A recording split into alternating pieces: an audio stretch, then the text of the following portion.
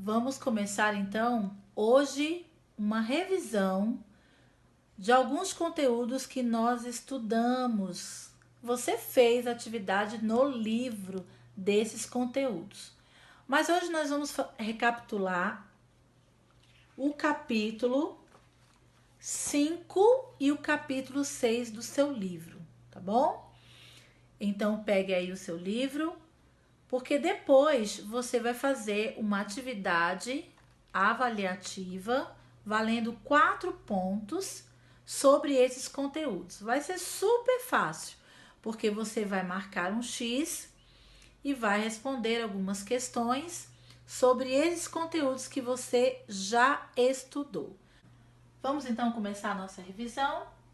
Capítulo 5, páginas 21 a 25, tá? Nós vamos começar a ponte japonesa. Nós falamos sobre isso, não é? Tem até vídeo aula sobre esta ponte japonesa.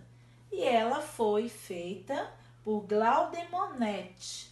Olhos sobre a tela.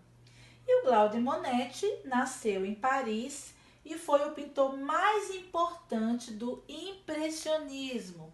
Nós falamos também do impressionismo.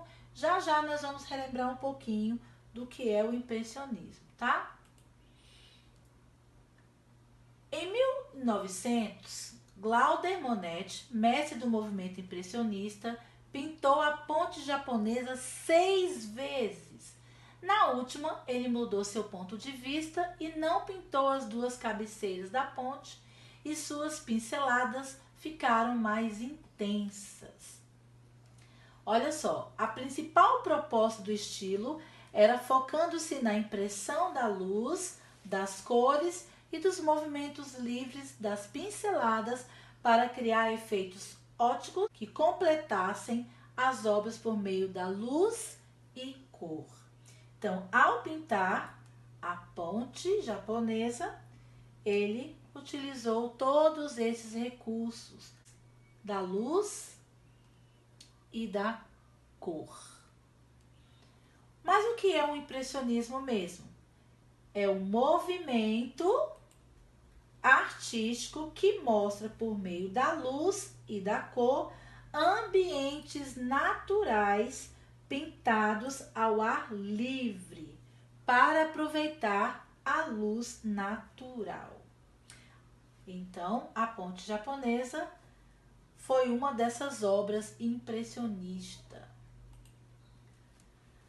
Vamos falar um pouquinho de cores. E aí você vai lá para a página 22. Vamos relembrar o que são cores frias e o que são cores quentes. As cores frias são aquelas cores que estão associadas ao gelo, à água, as quais transmitem a sensação de frio. As 3 cores frias básicas são o azul, violeta e verde. Aqui estão o exemplo delas. Cores quentes. No conceito da temperatura das cores, ficou estabelecido que as cores quentes são aquelas associadas ao fogo, que é o amarelo, laranja, vermelho, né? E nas cores frias estão associadas à água e ao frio, azul e violeta, como nós falamos aqui.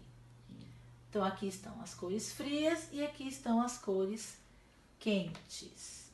Ok? Vamos agora para a página 25.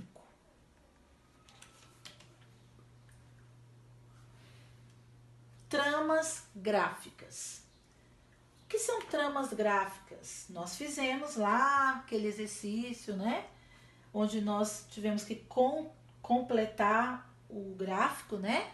Com o desenho, com as tramas gráficas. Um vocês tinham que completar e outros vocês tiveram que fazer.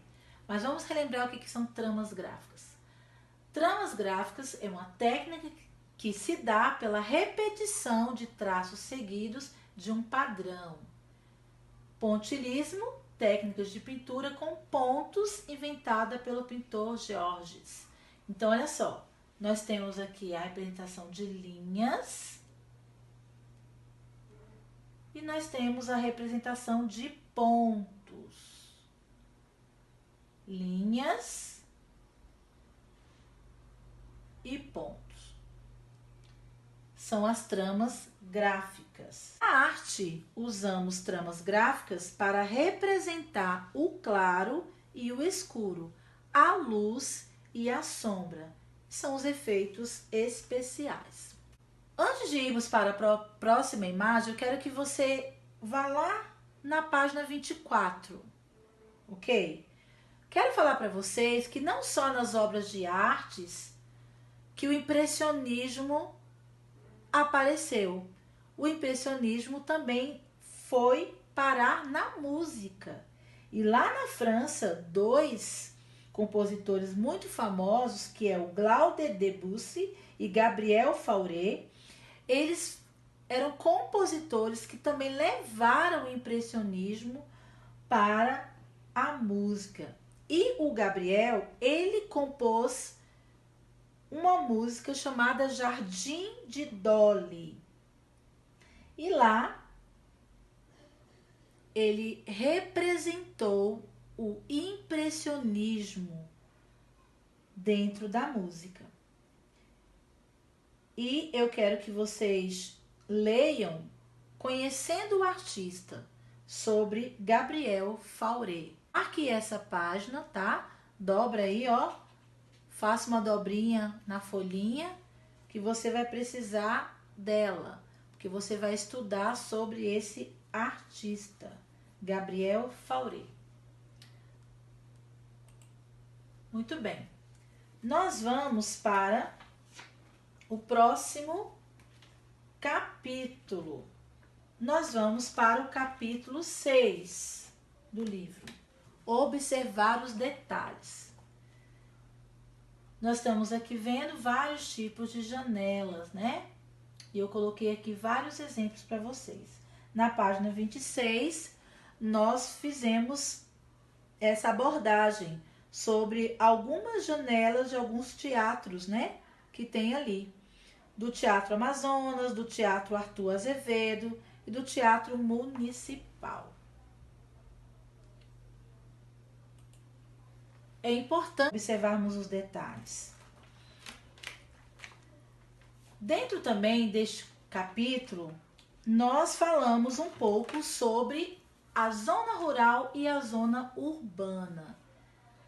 Nós sabemos que a zona rural, ela vem representada ali por fazendas, chácara, sítio, e algumas famílias têm a oportunidade de morar neste lugar.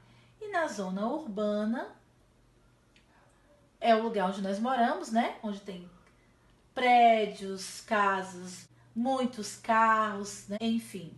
Mas nós precisamos observar os detalhes do nosso dia a dia, porque isso é importante, faz parte da nossa vida. E nós temos uma artista muito famosa, você leu sobre a história dela na página 28, que é Anita Malfatti. Olha só, a Anita Malfatti era uma dessas pessoas que gostava de observar os detalhes. Ela morava lá na Barra Funda, né, em São Paulo, e pertinho da casa dela sempre tinha ali o som de um trem. E a Anita ouvia com atenção cada ruído ao seu redor. E ela desenhava livremente, descobrindo novas cores e diferentes formas de pintar. Por isso que antes nós falamos sobre observar os detalhes, nós podemos observar tanto na zona rural quanto na zona urbana, vários detalhes da nossa vida, do cotidiano, não é?